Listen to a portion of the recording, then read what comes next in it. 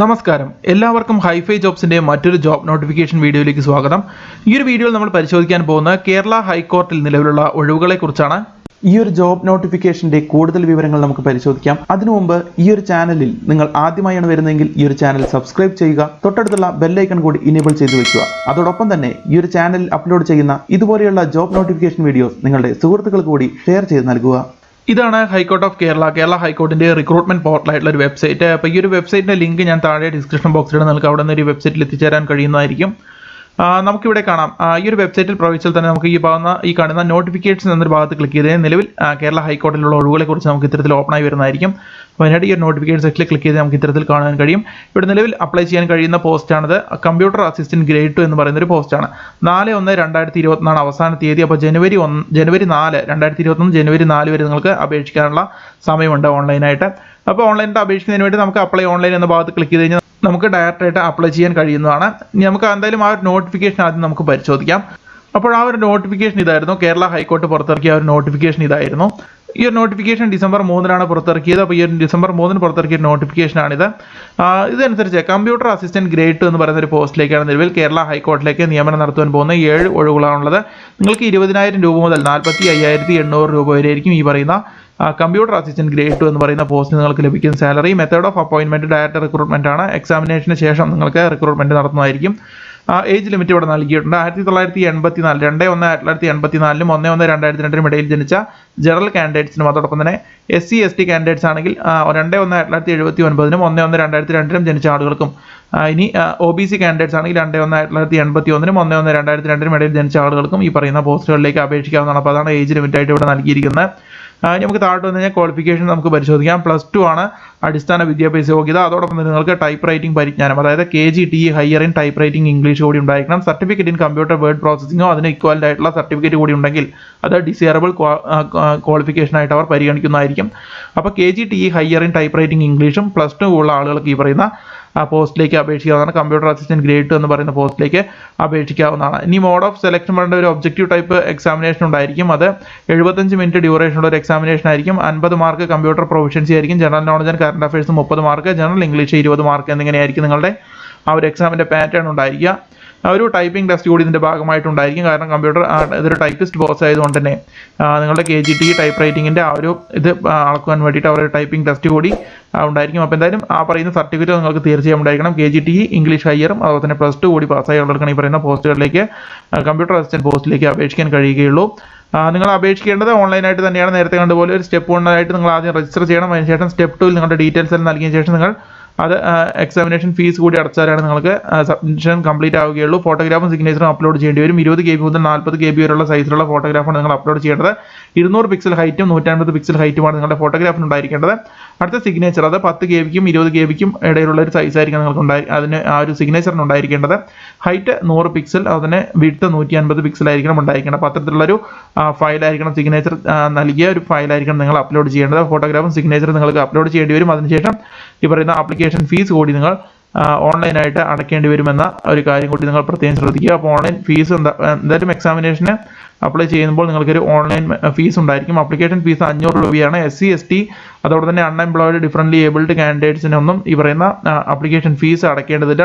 Debit കാർഡോ credit കാർഡോ അല്ലെങ്കിൽ നെറ്റ് ബാങ്കിങ്ങോ ഉപയോഗിച്ചുകൊണ്ട് നിങ്ങൾക്ക് ഓൺലൈനായിട്ട് തന്നെ ഈ പറയുന്ന അപേക്ഷാ ഫീസ് അടയ്ക്കാവുന്നതാണ്. അപ്പോൾ ജനറൽ കാൻഡിഡേറ്റ്സിന് 500 രൂപ അടയ്ക്കണം. SC ST അതുപോലെ അൺഎംപ്ലോയിഡ് ഡിഫറൻ്റ്ലി ഏബിൾഡ് കാൻഡിഡേറ്റ്സിന് ഈ പറയുന്ന ഫീസ് അടയ്ക്കേണ്ടതില്ല എന്ന് കൂടി ഇവിടെ വ്യക്തമായി നൽകിയിട്ടുണ്ട്. ഇനി അപ്ലൈ ചെയ്യുന്നതിന് വേണ്ടിയിട്ട് നിങ്ങൾ കേരള ഹൈക്കോടതിയുടെ ഈ ഒരു വെബ്സൈറ്റിൽ നമുക്ക് ഈ ഒരു നോട്ടിഫിക്കേഷൻ അവിടെ വന്നു കഴിഞ്ഞാൽ നമുക്ക് ഈ ഒരു അപ്ലൈ ഓൺലൈൻ എന്ന ഭാഗത്ത് ക്ലിക്ക് ചെയ്ത് കഴിഞ്ഞാൽ നമുക്ക് ഇത്തരത്തിലുള്ള ഒരു പേജ് ആയിരിക്കും ഓപ്പൺ ആയി വരിക. നമ്മുടെ ഒരു ഗൈഡ് ലൈൻസും കാര്യങ്ങളെല്ലാം അവിടെ നൽകിയിട്ടുണ്ടാവും. അതെല്ലാം വായിച്ച് നോക്കിയ ശേഷം ക്ലോസ് ചെയ്യുക. നിങ്ങളുടെ വാലിഡായിട്ടുള്ള മൊബൈൽ നമ്പറും ഇതെല്ലാം നൽകണം എന്നാണ് ഇവിടെ നൽകിയിരിക്കുന്നത്. ഇവിടെ I agree കൊടുത്തുകൊണ്ട് നിങ്ങൾക്ക് പ്രൊസീഡ് ചെയ്ത് ആപ്ലിക്കേഷൻ സ്റ്റാർട്ട് ചെയ്യാവുന്നതാണ്. ആദ്യത്തെ സ്റ്റെപ്പിൽ രജിസ്ട്രേഷൻ ആണ് ഉണ്ടായിരിക്കുക. രജിസ്റ്റർ ചെയ്യാത്ത ആളുകൾക്ക് രജിസ്ട്രേഷൻ ആണ് ഉണ്ടായിരിക്കുക. അതിനുശേഷം നിങ്ങളുടെ സിഗ്നേച്ചർ അപ്ലോഡ് ചെയ്യേണ്ടി വരും. അതിനുശേഷം ആപ്ലിക്കേഷൻ നിങ്ങളുടെ ഡീറ്റെയിൽസും നിങ്ങളുടെ എഡ്യൂക്കേഷൻ ക്വാളിഫിക്കേഷൻ മറ്റുള്ള കാര്യങ്ങളെല്ലാം അവിടെ എൻ്റർ ചെയ്യേണ്ടി വരും. അതിനുശേഷം ഒരു ഫൈനൽ സബ്മിഷൻ ഒരിക്കൽ കൂടി ഇത്തരത്തിൽ I agree നൽകിക്കൊണ്ട് ഫൈനൽ സബ്മിഷൻ നൽകേണ്ടി വരും. അതിനുശേഷം ഫീ പേയ്മെൻറ്റ് നിങ്ങൾക്ക് ഓൺലൈനായിട്ടുള്ള ആ ഒരു പേജിലേക്ക് നിങ്ങൾക്ക് റീഡയറക്റ്റ് ആയിട്ട് പോകാൻ കഴിയുന്നതായിരിക്കും. അതിനുശേഷം ആപ്ലിക്കേഷൻ നിങ്ങൾക്ക് പ്രിന്റ് എടുക്കാനുള്ള ഒരു ഓപ്ഷൻ കൂടി അതിനുശേഷം നിങ്ങൾക്ക് ഉണ്ടായിരിക്കുന്നതായിരിക്കും. അപ്പോൾ അത്തരത്തിലാണ് നിങ്ങൾ അപേക്ഷകൾ സമർപ്പിക്കേണ്ടത്.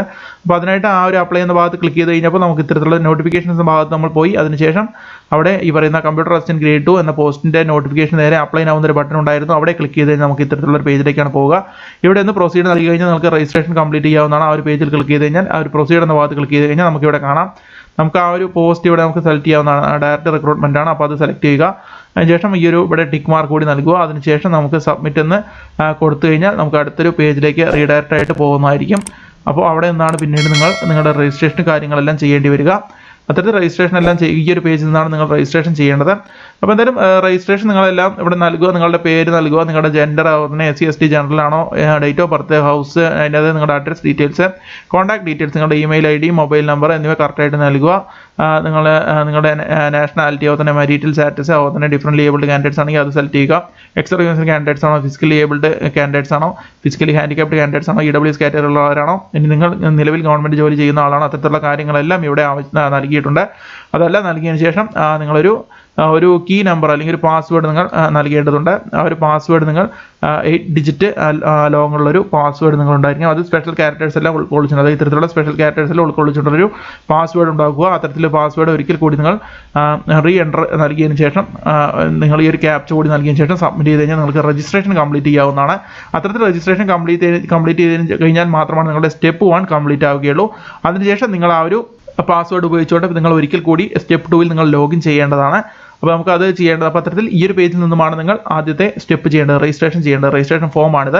ഇവിടെ പോസ്റ്റിൻ്റെ പേരെല്ലാം ഇവിടെ നമുക്ക് മുകളിൽ കാണുവാൻ കഴിയും. അത്തരത്തിൽ ഓൺലൈൻ രജിസ്ട്രേഷൻ കഴിഞ്ഞതിന് ശേഷം നമുക്ക് സബ്മിറ്റ് ചെയ്തെടുത്ത് കഴിഞ്ഞാൽ രജിസ്ട്രേഷൻ കംപ്ലീറ്റ് ആവും. ഞാൻ അപ്പോൾ നിലവിൽ എക്സിറ്റ് അടിക്കുകയാണ്. ഞാൻ ഇവിടെ സബ്മിറ്റ് ചെയ്യാത്തതുകൊണ്ട് എക്സിറ്റ് നൽകുകയാണ്. അതിനുശേഷം നിങ്ങൾക്ക് സ്റ്റെപ്പ് 1 അവിടെ രജിസ്ട്രേഷൻ കംപ്ലീറ്റ് ആയി കഴിഞ്ഞാൽ നിങ്ങൾക്ക് രജിസ്റ്റേർഡ് അപ്ലിക്കൻ്റ് ആണെങ്കിൽ നിങ്ങൾക്ക് ഈ പറയുന്ന സ്റ്റെപ്പ് 2 എന്ന ഭാഗത്ത് ക്ലിക്ക് ചെയ്ത് കഴിഞ്ഞാൽ നമുക്ക് അതിൻ്റെ അതായത് ഏത് പോസ്റ്റിലേക്കാണ് നിങ്ങൾ അപേക്ഷിക്കുന്നത്. അപ്പോൾ കമ്പ്യൂട്ടർ അസിസ്റ്റന്റ് ഗ്രേഡ് 2 എന്ന പോസ്റ്റിലാണ് അപേക്ഷിച്ചതെങ്കിൽ അതിൽ ക്ലിക്ക് ചെയ്തുകൊണ്ട് നിങ്ങൾക്ക് അപേക്ഷ വീണ്ടും നിങ്ങൾക്ക് റെസ്യൂം ചെയ്യാവുന്നതാണ്. അപ്പോൾ അത്തരത്തിലാണ് നിങ്ങൾ സ്റ്റെപ്പ് 1 സ്റ്റെപ്പ് 2 എല്ലാം കംപ്ലീറ്റ് ചെയ്യേണ്ടത്. എന്തായാലും നിങ്ങൾ കണ്ടിന്യൂസ് ആയിട്ട് ചെയ്യുക. ഒരിക്കൽ ഇതിൽ ഓൺലൈൻ പേജിൽ നമ്മൾ പ്രവേശിച്ചാൽ കഴിഞ്ഞാൽ പിന്നെ നിങ്ങൾ പിറകോട്ട് വരരുത്. അത് കംപ്ലീറ്റ് ചെയ്യുന്നവരെ നിങ്ങൾ ആ ഒരു പേജിൽ തന്നെ തുടരുക. അത്തരത്തിൽ നിങ്ങൾ ഈ ഒരു പേജിൽ നിന്നും അപ്ലൈ ചെയ്യാൻ ശ്രമിക്കുക. അപ്പോൾ ആദ്യം രജിസ്ട്രേഷൻ ചെയ്യുക. അതിനുശേഷം ഫോട്ടോഗ്രാഫും സിഗ്നേച്ചറും അപ്ലോഡ് ചെയ്യാനുള്ള പേജ് വരും. അതിനുശേഷം നിങ്ങൾ ആപ്ലിക്കേഷൻ അതുപോലെ തന്നെ ഫൈനൽ സബ്മിഷൻ നൽകുക. ഫീ പേയ്മെൻറ്റ് നടത്തിയതിനു ശേഷം നിങ്ങൾക്ക് ആപ്ലിക്കേഷൻ ഫോം പ്രിന്റ് എടുക്കുവാൻ കഴിയും. അപ്പോൾ അത്തരത്തിലാണ് നിങ്ങൾ അപേക്ഷകൾ സമർപ്പിക്കേണ്ടത്. അപ്പോൾ കേരള ഹൈക്കോർട്ടിൻ്റെ ഈ പറയുന്ന പോസ്റ്റുകളിലേക്ക് നിലവിൽ പോസ്റ്റിലേക്കാണ് നിലവിൽ റിക്രൂട്ട്മെന്റ് നടത്താൻ പോകുന്നത്. കമ്പ്യൂട്ടർ അസിസ്റ്റന്റ് ഗ്രേഡ് 2 എന്ന് പറയുന്ന ഒരു പോസ്റ്റാണ്. അപ്പോൾ എന്തായാലും കമ്പ്യൂട്ടർ പരിജ്ഞാനം അതായത് KGTE ഹയർ ഇംഗ്ലീഷിൽ KGTE ഹയർ ടൈപ്പ് റൈറ്റിംഗ് ഉള്ള ആളുകൾക്ക് ആ ഒരു സർട്ടിഫിക്കറ്റ് ഉള്ള +2 പാസ്സായ സുഹൃത്തുക്കൾക്കാണ് ഈ പറയുന്ന പോസ്റ്റിലേക്ക് അപേക്ഷിക്കാൻ കഴിയുക. അപ്പോൾ +2 KGTE higher in type writing ഇംഗ്ലീഷുമുള്ള അതായത് കമ്പ്യൂട്ടർ വേർഡ് പ്രോസസിംഗ് അതിന് ഇക്വാലിറ്റിയുള്ള സർട്ടിഫിക്കറ്റ് കൂടി ഉണ്ടെങ്കിൽ അത് ഡിസൈറബിൾ ക്വാളിഫിക്കേഷൻ ആണ്. എന്തായാലും KGTE higher in type writing ഇംഗ്ലീഷും +2 ഉള്ള എല്ലാ സുഹൃത്തുക്കളും ഈ പറയുന്ന പോസ്റ്റുകളിലേക്ക് അപേക്ഷിക്കാൻ ശ്രമിക്കുക. നിലവിൽ 7 ഒഴിവുകളാണ് നിലവിൽ റിപ്പോർട്ട് ചെയ്യപ്പെട്ടിരിക്കുന്നത്. മാത്രമല്ല ഈ ഒരു ക്വാളിഫിക്കേഷൻ ഉള്ള നിങ്ങളുടെ സുഹൃത്തുക്കൾ കൂടി നിങ്ങൾ ഈ ഒരു വീഡിയോ ഷെയർ ചെയ്ത് നൽകുക. അപ്പോൾ ഇത്രയുമാണ് ഈ ഒരു ജോബ് നോട്ടിഫിക്കേഷൻ വീഡിയോയിൽ പറയാനുള്ളത്. ഈ പറയുന്ന ഒരു നോട്ടിഫിക്കേഷൻ്റെ ലിങ്കും കേരള ഹൈക്കോർട്ടിൻ്റെ ആ ഒരു ഒഫീഷ്യൽ റിക്രൂട്ട്മെന്റ് പോർട്ടലിൻ്റെ ലിങ്കും അപ്ലൈ അതായത് ഓൺലൈനായിട്ട് അപ്ലൈ ചെയ്യുന്ന ആ ഒരു പേജിൻ്റെ ലിങ്കും ആ ഒരു വെബ്സൈറ്റിൻ്റെ ലിങ്ക് ഞാൻ താഴെ ഡിസ്ക്രിപ്ഷൻ ബോക്സിൽ ഇടാം. നിങ്ങൾക്ക് ഇപ്പോൾ തന്നെ അപേക്ഷിക്കാവുന്നതാണ്. അപ്പോൾ ഇത്രയുമാണ് ഈ ഒരു ജോബ് നോട്ടിഫിക്കേഷൻ വീഡിയോയിൽ പറയാനുള്ളത്. മറ്റൊരു ജോബ് നോട്ടിഫിക്കേഷൻ വീഡിയോയുമായി വീണ്ടും വരാം. നന്ദി, നമസ്കാരം.